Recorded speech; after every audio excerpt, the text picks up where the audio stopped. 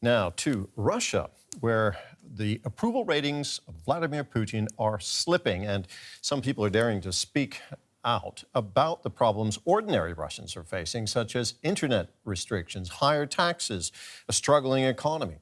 A popular Russian blogger recently posted a 90-minute video on Instagram criticizing many aspects of life in Russia. It got millions of views and sparked a wider debate about the direction that Russia is going in. Vladimir Putin has an image problem. A post with nearly 30 million views broke the silence. Vladimir Vladimirovich, people are afraid of you. Bloggers are afraid, musicians are afraid, governors are afraid. And yet you are the president of our country. I don't think we should be afraid of you. In a long video, lifestyle influencer Victoria Bunya, who has 13 million followers on Instagram, says she's speaking for the Russian people. She lays out what many Russians have been talking about privately and on social media for a while: internet restrictions, economic struggles, and police pressure on businesses. The only thing she leaves out is the war in Ukraine. Openly criticizing the Russian aggression has already sent hundreds to prison. But for many Russians, this kind of criticism resonates. Gauging public opinion in Russia is a lot harder since the start of the Ukraine war. Many people fear direct repercussions for giving honest answers. But even under these circumstances, a state-run research centre has showed a drop in Vladimir Putin's approval rating for the first time in 4 years of full-scale war. 67% is still high for a European leader, but analysts point to a steady downward trend. For most Russian citizens, the war has stopped functioning as a kind of drug for Putin. There were 4 major spikes in his popularity, all caused by different wars. But as the effect of this military mobilization wears off, approval drops and issues like the economy, healthcare and education rise again. Russia's economy has been performing poorly too. In just the first 3 months of this year, the budget deficit has already exceeded the plan for all of 2026. At a recent meeting with economic officials, Putin acknowledged the slowdown. Statistics show that for the second month in a row, economic dynamics have unfortunately been declining. In January and February, there was a contraction of 1.8%. In another sign that the Kremlin's control might be slipping, it hiked taxes at the start of the year. And this as spending on the war continues to rise. On social media, many small business owners say higher taxes have forced them to close. And that's the end of my construction company. I've shut it down. I've closed my business. Just let us work. Let us work so we can provide for our 5 children. Parliamentary elections are coming up in Russia this fall, and Putin's United Russia Party seems to be losing popularity. If this were a Western democracy, the government would try to address the source of public anger. But in Russia, elections work differently. Elections are mainly a test of loyalty for regional elites. If they deliver the numbers they were told to, it doesn't matter how. Fraud, persuasion, administrative pressure, buying votes. If they bring in the result, it means they're in control. For the same reason, even as Putin's image takes a hit, he's also unlikely to end the Ukraine war. And that, experts say, is the real source of Russia's recent struggles. A short while ago, I spoke about this with Catherine Belton. She's a journalist and author who's been covering Russia for years.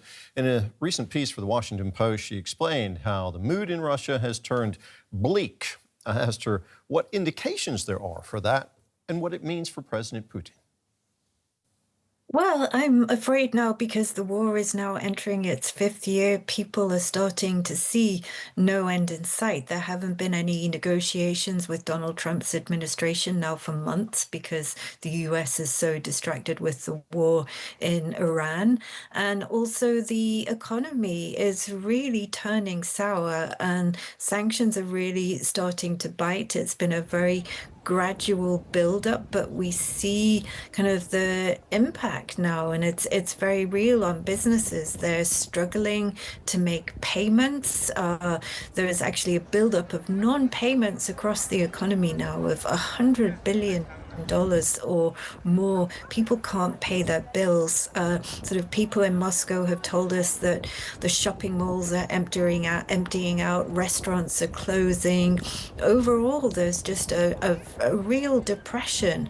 And also, for the first time in the big cities in Moscow and St. Petersburg, the war is really hitting home. People are feeling the impact of it because the authorities decided it was safer because of drone attacks and kind of phishing attempts, and also perhaps because of Putin's own political nervousness growing over the impact of the war. They started closing down the internet.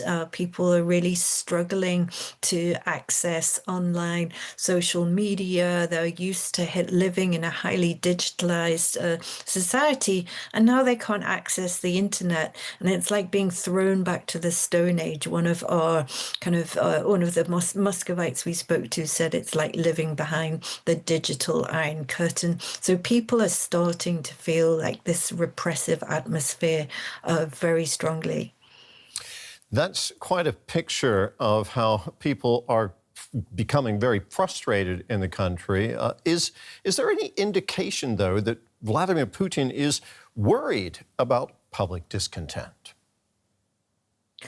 Well, I mean, it looks like people in his administration are trying various ways to get the message across to him. I mean, he's a little bit locked in his own bubble in a way, because I think he kind of thinks that, even though things are souring domestically, it's manageable, that he maintains enough control for him not to have to do anything about it. He's more worried about a threat posed to him by Europe or what Donald Trump is up to in the Middle East. He thinks he's a player on the world stage and he doesn't have to worry about domestic issues. But we see signs that people in his administration are in fact worried, and I think they're trying to get the message across to him. We saw just last week on Friday, Russia's biggest state-owned pollster published its latest set of ratings, in which Putin's approval rating had fallen for the 7th consecutive week. It's now down to a low not seen since before the start of the war. So Putin is very much going to have to take that on board. And we've also had these sort of public kind of appeals to him. There was one very popular social media influencer, a very glamorous lady called Victoria Bonya, who's based in Monaco of all places, and yet she's still got 1.4 million likes as she kind of launched this video, which essentially went into a diatribe about the government's mishandling of issues that are affecting ordinary Russians, including this shutdown of the internet. Russia has profited from the surge in oil and gas prices resulting from the war in the Gulf. Some sanctions on Russian energy exports have also been eased by the United States. Could this prove a lifesaver for the Russian economy and thereby strengthen President Putin's grip on power?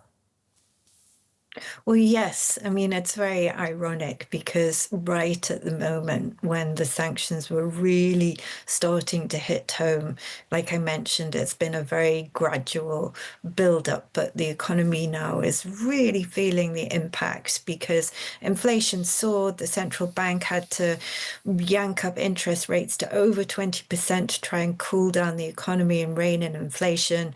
So once they did that, inflation has fallen, but it's still high and the interest rates are still high. So everyone is really struggling. People are saying grocery prices have gone up like 3 times. So you have this cumulative effect, and yet Trump kind of issues these waivers on Russian oil sanctions, which had really been having an impact. The high oil prices started boosting coffers, but economists say it's going to take a lot more than a few months of these higher oil prices and sanctions waivers for it to really have an impact. And indeed, for Russia to just balance the budget, never mind kind of deal with the issues, the structural issues, which are really kind of way off the charts because of the high interest rates just to balance the budget. It requires really these high oil prices of over $100 to remain till the end of the year to allow Russia just to balance the budget.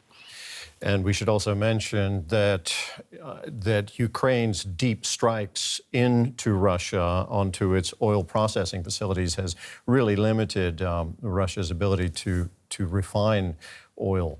Can you imagine a scenario where domestic conditions in Russia become so bleak that the economy becomes so bad that President Putin seeks an exit ramp from the war, one that Ukrainians could go along with?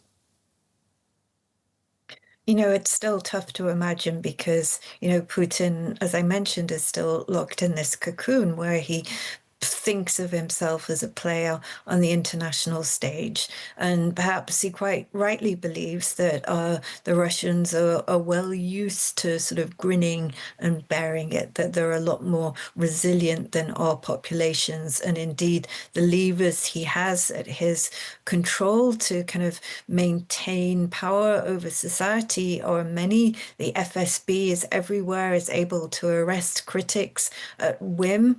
So he's likely to sort of continue as he is for now and perhaps have an even more repressive atmosphere at home. But this will build up, and it may not be this year, but perhaps by next year he might be forced into making some concessions. But certainly for now, I think he believes still that time is on his side, that he is going to be able to wear down Ukraine and he will continue to pursue his war goals in taking all of Donbass in East Ukraine, as he stated. And indeed, he believes that Trump's own war in Iran gives him carte blanche to do what he wants in Ukraine, because both now America and Russia have launched these arbitrary actions. Catherine, thank you very much for sharing your insights with us today. That was journalist and author Catherine Belton. Thanks a lot. Thanks for having me.